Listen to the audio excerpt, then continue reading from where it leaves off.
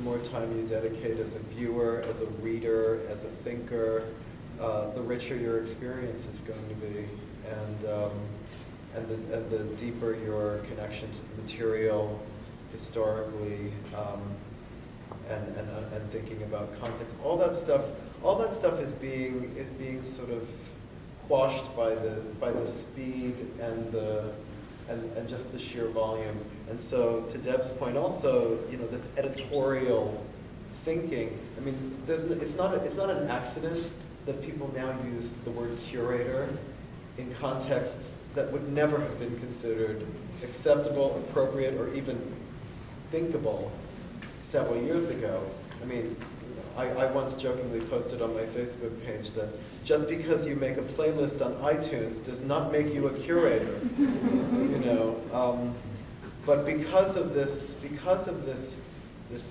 volume of information, of imagery, of forms, of all this stuff is constant streaming like this, I think we all have become, we all have to become better editors, and certainly in the visual arts, because of this increasing, not only the web as a medium for consuming works of art, but also these biennials and art fairs become this kind of it's changed the role of cultural objects. So now there's also this spectacle thing. You have 2 minutes to get somebody's attention, or else they're going to walk onto the next booth or click onto the next window. Like 7 seconds. Yeah, 7 seconds probably. And because of this absence of time and taking the time, we're left with a level of engagement that really boils down to looking at something for 2 seconds and saying, "That's cool. Next." I think the time, the words, and I asked Jen on the way over here again, I said, "Can you please just make sure you can explain to me the difference between collage and montage?"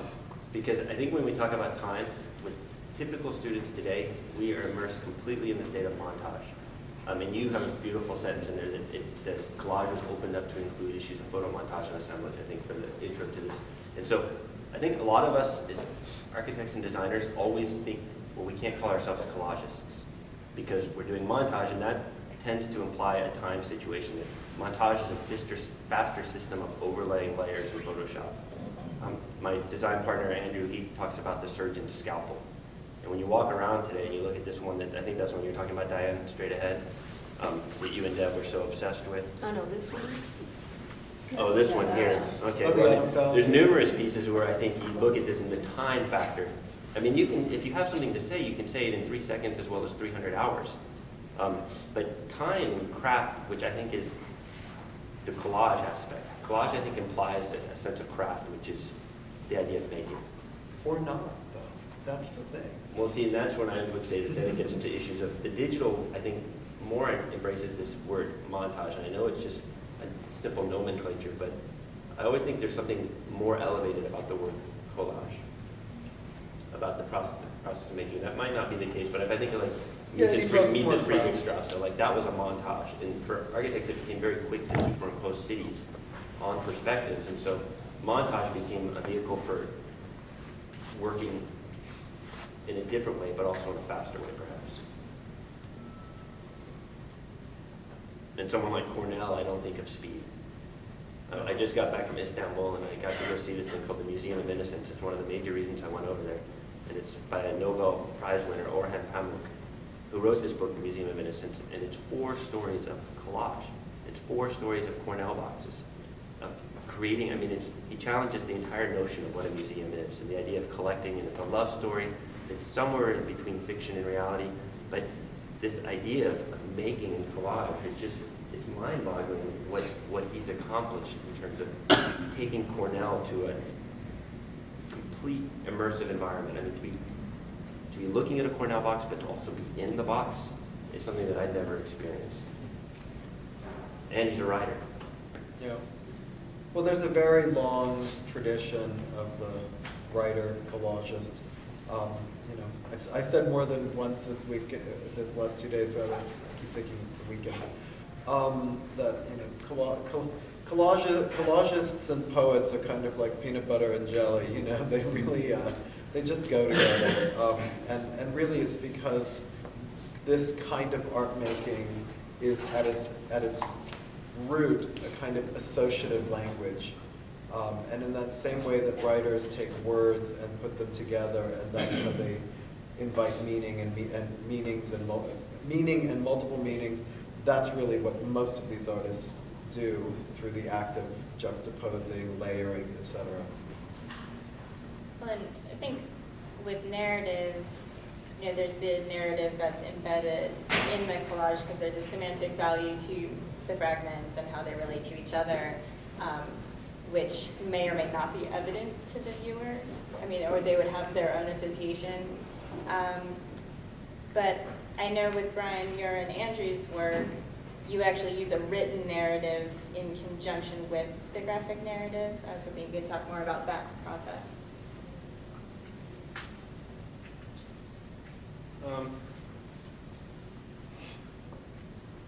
Yeah, but yes, it's multiple forms of language, and I think one thing I quite often tell students is when you draw something, make sure you also write it up, because you've been trained your entire life how to write, and the visual language is actually more foreign to you. So if you can't write up what you're thinking, for one, it'll reinforce your idea and make sure you can.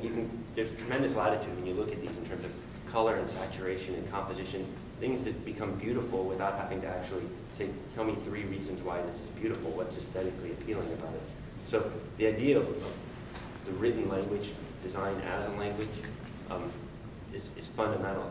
I think what you're saying about the kind of peanut butter and jelly is quite interesting. I also think one thing we tried to bring into our exhibit was sound. The drawings can actually have a sound. And so to begin to collage textures and tones, so we had headsets that went along.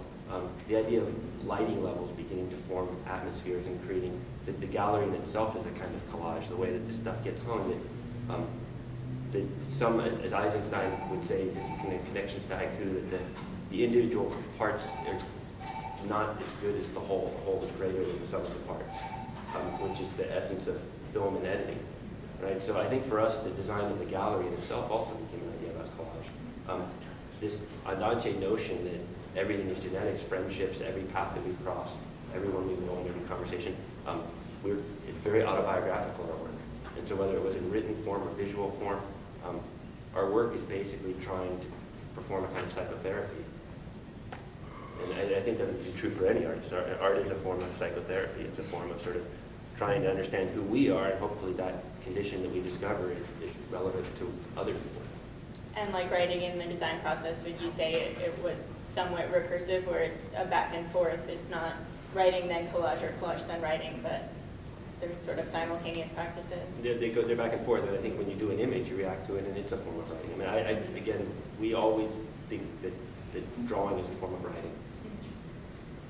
But to your point about the exhibition and the organization of the work, I did want to ask about that as well, what it means to place one collage next to another and how that might change your interpretation of a collage, seeing it in isolation versus seeing it, in the exhibition as a whole or adjacent to another piece. Well, I think this is really true of any group exhibition, collage or otherwise. A good group show is like a good dinner party. You hope that you arrange people in a way that will ignite conversation, and ideas and sensibilities will bounce across the walls. What was particularly exciting for me coming here was the fact that this was the only stop on the tour of this exhibition so far where I had nothing to do with the installation. So these relationships really come from the students, and that's really interesting to me because it brings up a whole set of relationships that I hadn't necessarily thought of. In fact, it's so completely different than what I had done previously at the other venues. Actually, that's not true. I didn't do one other installation, but some relationship. Actually, what I like about this in particular was that it was more collagey in a way than what I had done, because I think I probably was being a little more maybe even overly conscious about creating a little more of a kind of narrative between the works, whereas this feels more, more unexpected, in a good way, in a great way, I should say. So is there a logic, was there the logic of this hanging? Oh. Uh-oh. The other side of the table. That was the alarm clock.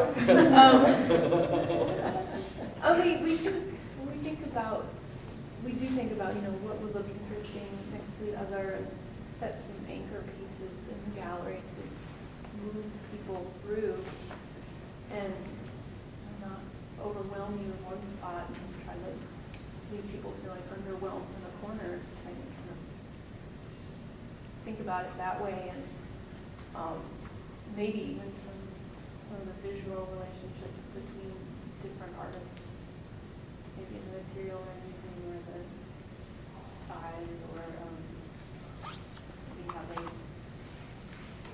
pose each other, what are pieces together. And what is the time frame in here, the earliest piece and the latest piece? Oh, gosh.